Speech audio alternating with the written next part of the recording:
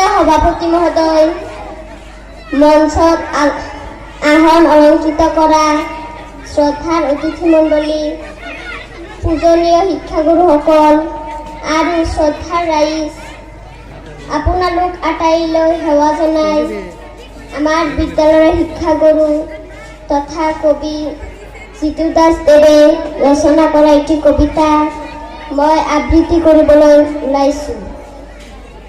কবিতাৰ শিৰোনাম তুমি বিনে নাহি গতি। এইখনি পৰাশালী হিয়াৰ আপোন, ইয়াতেই দেখোঁ মই জীৱনৰ প্ৰথম সপোন। সকলোৱে লাগি চাই বৰছলিৰ দাপোন, এই মাটিৰ গোন্ধ মোৰ নিচেই আপোন। ওখকৈ বিৰিখত ৰঙাকৈ ফুলিছে, কৃষ্ণচূড়াৰ সতে গোলাপ বুকুলেও খাইছে। ভিন পৰ নাই এই পৰাশালী সমলি, আনন্দত সবেই আমি পৰিছোঁ মিলিজুলি।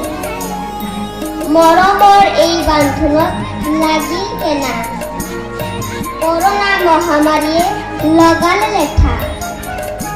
বহুদিন হ'ল ঘৰতে আছোঁ বহি, কেতিয়া পৰাশালী খুলিব তাৰেই খংগুলি। ধুমুহাৰ অন্তত নাহিব জানো শান্তি, হে কৰোণাময় তুমি বিনে নাহি গতি। তুমি বিনে নাহি গতি, তুমি বিনে নাহি গতি। ধন্যবাদ।